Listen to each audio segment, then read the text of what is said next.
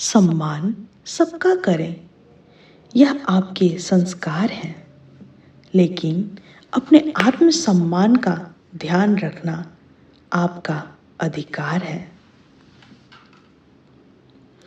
दुख आपका सर्वश्रेष्ठ मित्र है, क्योंकि वह आपसे ईश्वर की खोज करवाता है। ईश्वर पर भरोसा इतना रखो कि जब आपकी इच्छा से काम ना हो तो समझ लीजिए ये उसकी इच्छा है, और जब आपकी इच्छा के अनुसार काम हो तो समझ लेना उसकी कृपा है। घर के बाहर दिमाग लेकर जाएं, क्योंकि दुनिया एक बाजार है, लेकिन घर के अंदर सिर्फ दिल लेकर जाएं, क्योंकि वहां एक परिवार है। दुष्ट इंसान की मीठी बातों पर कभी भरोसा मत करो, वह अपना मूल स्वभाव कभी नहीं छोड़ सकता, जैसे शेर कभी हिंसा नहीं छोड़ सकता। अच्छे रिश्ते को वादे और शर्तों की जरूरत नहीं होती, बस दो खूबसूरत लोग चाहिए जिसमें एक निभा सके और दूसरा उसको समझ सके। जीवन में इतना समझौता मत करो कि लोग भूल जाएं कि तुम इंसान हो।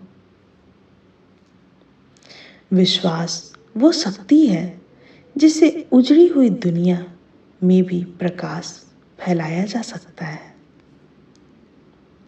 श्री कृष्ण कहते हैं, जिस डर से आत्मविश्वास का हानि होने लगे, उस डर का अंत करना आवश्यक हो जाता है।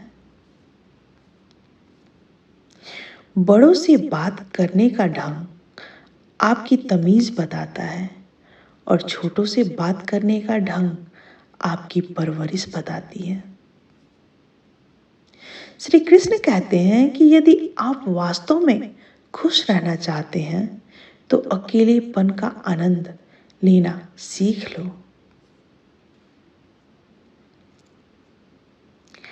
बोलने वालों को बोलने दो, तुम शांत मन से कर्म करो, क्योंकि धूप कितनी भी तेज हो कभी समंदर को नहीं सुखा पाएगी। प्रभु श्री कृष्ण अपने भक्तों की विपत्तियों को बिल्कुल वैसे ही वहन करते हैं जैसे उन्होंने गोवर्धन पर्वत का वहन किया। अच्छे कर्म करते रहें, भले ही कोई आपके साथ दे या ना दे।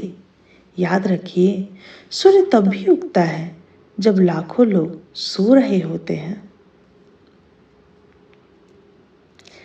इंसान का सबसे अच्छा मित्र स्वयं की आत्मा और मन होता है, जो अच्छी बातों पर शाबाशी देता है और बुरी बातों पर झकझोर देता है। मोह समाप्त होते ही खोने का डर भी निकल जाता है, चाहे धन हो या वस्तु या प्रेम हो, फिर चाहे संबंध ही क्यों ना हो या फिर जीवन ही क्यों ना। नामों में क्या धरा है? नाम तो पुकारने का एक साधन है। लोग मुझे चाहे जिस नाम से पुकारें, परंतु जब मुझे ऐसा लगेगा कि पुकारने वाला मुझे पुकार रहा है, तब मैं अवश्य बोलूँगा और रहूँगा मैं वहीं जो मैं हूँ।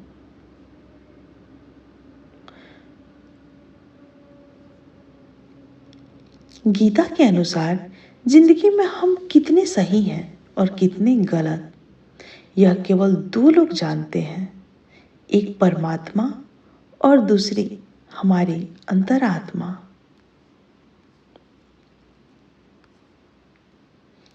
श्री कृष्ण कहते हैं, अपने सबसे खास से धोखा खाने के बाद लोग चाहकर भी किसी पर भरोसा नहीं कर पाते, यही सत्य है।